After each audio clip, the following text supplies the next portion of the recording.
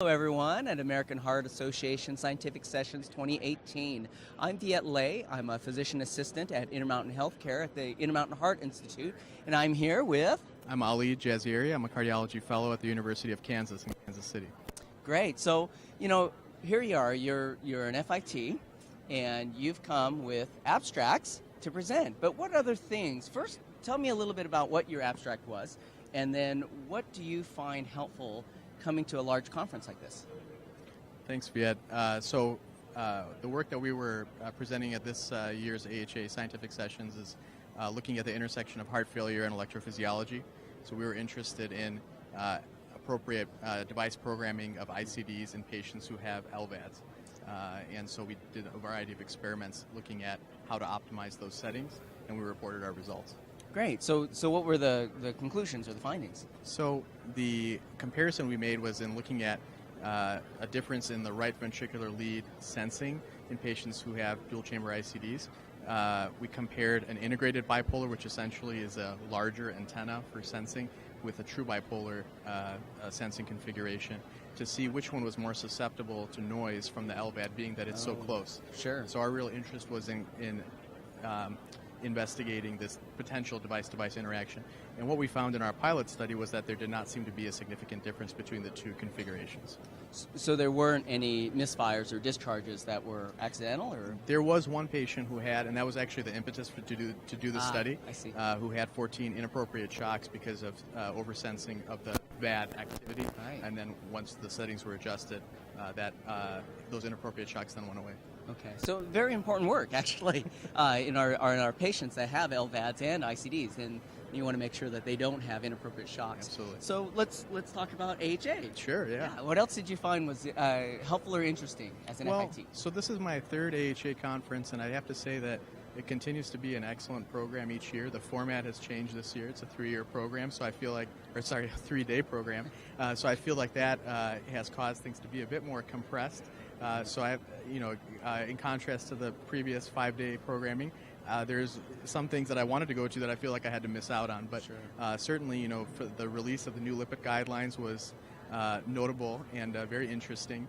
It was a standing room only, and right. I think that that's going to be important fodder for a lot of fellows who are trying to refine their practice and figure out how they're going to implement those recommendations in their day-to-day practice moving forward.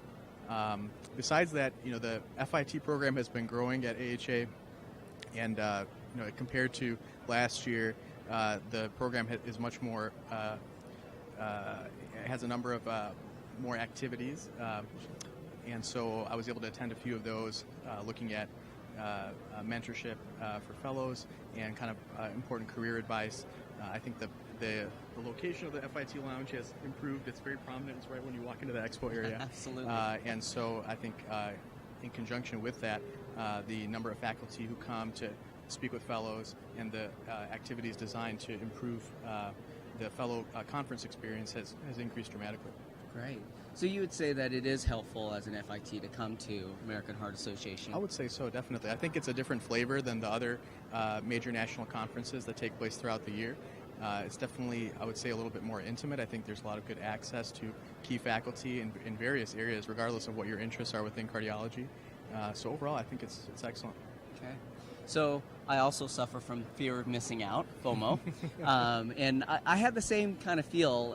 This is my probably 5th time coming in a row to American Heart Association, and I felt that compression from 5 days to 3, and so moving forward then, for future attendance, what kind of key things would you say? Maybe 2 or 3 for the FIT that's coming to American Heart next year.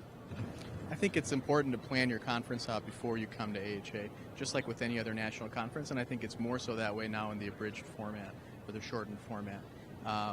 There are a number of sessions going on in the main events. Everybody's excited about late-breaking clinical trials, but that, a sole emphasis on that can detract from a lot of other interesting sessions that are going on in various corners of the hospital.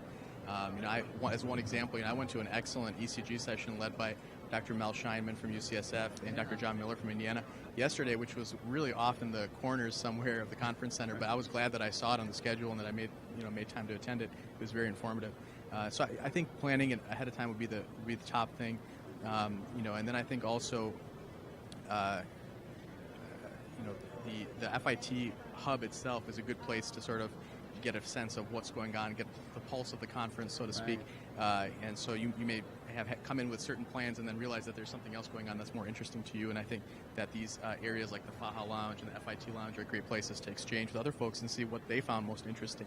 And then I think having a follow-up plan afterwards would be the third thing, as far as the things you missed. How are you going to catch up on those things? Right. Important documents that came out of the conference that were simultaneously published. Blog posts. There's a lot of good news coverage here from a variety of organizations and AHA's own publications as well. Right. And the only last thing I would say before we close up, or have we closed up? Okay. One of the last things that I would say before we close up is I think that it's reasonable to think about the scientific sessions on demand, and that's one of the ways that I follow up on all of the extra sessions that we end up missing. And I think at the conference it ends up being $199, but afterwards you're looking at $1,000 for the sessions. So it's one of the things that I think, fear of missing out, I would consider looking at the scientific sessions. Thank you so much. Thank you for having me. I appreciate Yes. it.